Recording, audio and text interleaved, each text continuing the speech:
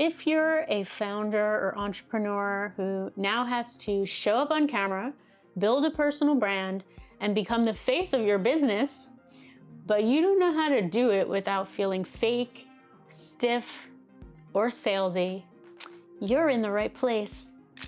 As someone who has produced and directed talent for 15 years, on-camera charisma is just a combination of techniques that anyone can master. In this video, I'm gonna pull back the curtain and break down the exact on-camera secrets that the pros use to go from forgettable to absolutely fascinating, and how you can do it too. Ever watch your own video and think, why do I sound so flat? You see other YouTubers and they seem like they have this it factor that glues you to the screen, and you are scratching your head wondering, what on earth are they doing differently? The truth is, on-camera charisma isn't magic, and it's not about being born with it. Hi, I am Daryn, a Writers Guild Award-winning creator, producer, and director who helps founders and entrepreneurs like you elevate your storytelling so you can build a binge-worthy brand and grow your business. And one of the most important storytelling tools you got is you, your character. You can delegate a lot of things, but you can't delegate being the face of your brand. But you can learn how to show up in a way that feels authentic. Because whether it's your favorite YouTuber, your favorite TV host, or an actor, they make you feel like they have the it factor by doing a couple of things. So we're gonna tackle this from a couple different angles.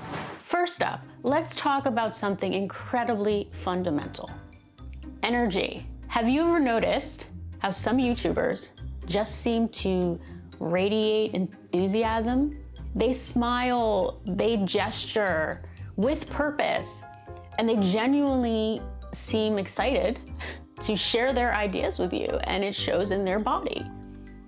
This is not fake, believe it or not. It's using a powerful psychological technique known as motion creates emotion. When you elevate your physical energy, your emotional state often follows suit. If you're buzzing with excitement or passion, your audience is far more likely to feel that same buzz. But how do you bring that kind of infectious energy into your videos, especially when you might be recording alone in a quiet room, like I'm doing right now? If I just sit down, hands at my side, which a lot of you probably do, and I start talking in this incredibly awkward position, I am suddenly gonna be like, how do I even move, right? Because this is not natural.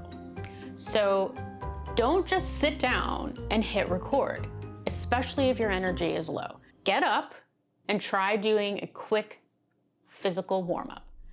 And I'm talking jumping jacks, I'm talking dancing to your favorite song, make a playlist for yourself, go crazy. Even just shaking your arms out, shaking your legs out. You want to boost your adrenaline, you want to get your blood flowing. Because when your body is energized, your voice and your expressions naturally become more dynamic. This is something that actors, singers, and even YouTubers do. They all have exercises that they do to warm themselves up. The other thing is find a comfortable position for yourself. If you can see myself, I'm not sure how wide the shot is. My leg, this leg here, is curled up underneath me, and that's really comfortable for me. The minute that I do that, I feel like just loose and ready to talk, and I start using a lot of gestures. I use a lot of gestures naturally. Maybe you don't, but I do. And sometimes I'll even bring my leg up like this, and that feels very comfortable and very loose for me too. So you may be more comfortable sitting on the floor. You may be more comfortable sitting on the couch. You may be comfortable on your bed. You may be comfortable outside. Some people feel very comfortable talking outside. They feel more comfortable talking outside than they feel talking inside. So if you are feeling very out of touch with your body, a lot of times you need to move where you're filming. My next trick, smile more. And I know that is obnoxious. That sounds obnoxious. It does. I hear you, but it works.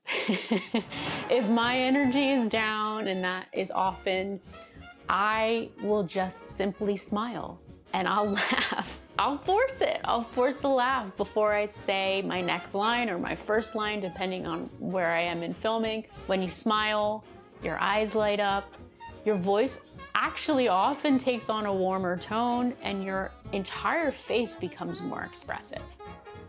And this in turn makes your viewers feel a deeper, more personal connection with you.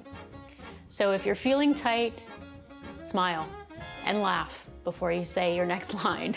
If you're coming off very monotone and very robotic, here's a couple of things that I do to make it seem like I am more engaging than I actually am. And I'm gonna share that with you. First of all, humans do not talk at a monotone pace. When you have a conversation, sometimes you talk very fast, sometimes you slow down. There is differences and variances in your cadence. Sometimes when we turn the camera on, we forget how to do that. And suddenly we're talking like this. Engaging YouTubers don't just present facts or information. That's what I'm reading off of my teleprompter, right? So what I do to get myself out of it is sometimes I will mechanically change my cadence like I just did. And that was just mechanical. I said, okay, I talked at a rhythmic fashion for a couple of words, and now I'm gonna slow it down. And the minute that you start to vary it, the minute that it starts to feel more human and it starts to feel like talking, because humans don't talk in that very stilted, equally rhythmic way. And sometimes you just need to force it. So I'm gonna read what's on my teleprompter right now, and I'm gonna read it in a very robotic, stilted fashion.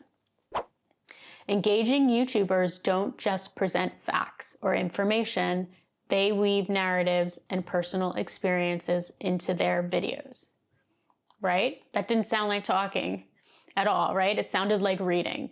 So the way that I make that seem less like reading is by altering and varying the cadence as I'm talking. So I'm gonna do it again. Engaging YouTubers don't just present facts or information, they weave narratives and personal experiences into their videos. Another thing that I did, you'll notice, is I use some gestures as well. That just came naturally when I started to talk. Another trick that I give to my coaching clients is to record in segments. A lot of times my clients will try to record the whole video from start to finish in one sweep. I don't know what the word is, but in one sweep. And what happens is you've got the whole thing in your head. Your brain is bogged down with all of this information that you're trying to get out, and you're stressed about it. Your brain is going a million miles a minute, and you can't just be natural, and you can't speak with intention because you're so focused on the next thing. So what I always suggest is to record in segments. And before you record that segment, think about what your motivation and your purpose is in that particular segment, so that when you speak your words, you're speaking with intention. Because when you're so focused on all of the things that you're trying to get across in the video, you forget to get across the one thing you're talking about in that moment. Movie actors don't even record entire scenes in one take. They're usually recording pieces of it. And so they know exactly what they need to achieve in that one piece. So you're putting too much pressure on yourself if you're trying to record the entire video in one take, because you got all this stuff in your head. You got all these points you're trying to make. You're worried about how you look. You're worried about your hair. You're worried about whether you're making all your points. So if you break it down into little pieces, then you can focus on the point you need to make in that one segment. Remember, YouTube is a two-person scene. You are in a two-person conversation with your viewer. I'm in a two-person conversation with you right now. Hello. How are you doing? We are talking into cameras, and that is very odd. There's not another person there. We are talking into an inanimate object. And one thing that I find very helpful is to think of a person that you're talking to. Maybe that person is a friend, maybe that person is a family member, maybe that person is your significant other, maybe that person is a stranger, but you can visually see them, whether you see them in your mind or maybe you put a picture up somewhere so you can look at that person and understand that you are actually talking to another person. So lock eyes with the camera and talk to a specific person that needs to hear what you have to say. Then your motivation will be clear and you're going to speak with a lot more intention. But here's the thing. On-camera energy is not just about you, and it's not just about your physicality and your voice. It is also about your storytelling. Engaging YouTubers don't just present facts or information. They weave narratives and personal experiences into their videos. This transforms what you're saying from a cold presentation into a relatable and human conversation. Good storytelling taps directly into our emotions. When you weave in personal anecdotes, personal struggles, and experiences like I have done a couple times in this video, you allow viewers to connect with you on a much deeper level. Don't be afraid to talk about your own journeys, your struggles, your aha moments, or your successes related to whatever your topic is. This isn't just about making your content relatable, it also builds credibility and authenticity.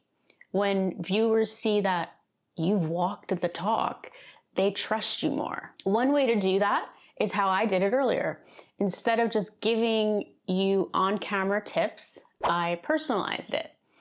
You can also share an origin story or a backstory, a time that you failed and learned something crucial, a moment of unexpected insight. These personal touches make you feel human. You are human, so it's good that you feel human, and it ultimately makes your content unforgettable. Now, let's shift our focus from what you say and how you say it to what your audience sees. Edit ruthlessly. I'm not kidding. Watch your content and don't let your footage drag. Cut out unnecessary pauses, filler words like I've done that a million times. Maybe you'll hear them, maybe you won't. We'll see, won't we? Maybe take out moments where you ramble, you repeat, or nothing significant is happening. Now, this isn't about frantic editing, and it's not about cutting out your natural humanity. It's about respecting your viewers' time. Think of it like a conversation where you're always getting to the point. You see? That's what you want to do. Add visual elements strategically. Play around with incorporating other visual elements to take the lift off of you. Try text overlays to highlight key phrases. Try using graphics to explain concepts. Try using B-roll footage to illustrate your points. I know when I'm editing, the fact that I have to stare at my face for like hours on end is agony to me. So I imagine that it's agony to you to watch my face nonstop. So I like to cut away to other things to interrupt that traumatic experience. Dynamic transitions and sound effects subtly. Use creative but not distracting transitions and sound effects, but sparingly. Otherwise, it seems amateur. Watch many of my videos and you'll see it. You see it done well and you see it done poorly because sometimes this girl went a little bit too far. But if you do this smoothly, they act like punctuation, breaking up monotony. Again, it is not about going over the top with any of this, but play around so that you can find a visual style that elevates you. That is the point. It should elevate you. Lastly, you make the viewer the hero and you wrap up your video by directing them to the next step in the hero's journey, either another video or your community or a digital product. So please don't be discouraged if your videos feel a bit flat. Every single successful creator started with awkward, unpolished, cringeworthy content. If you'd like more help, I have a bunch of ways we can work together in my video description. Until next time, keep creating and keep thinking like a showrunner.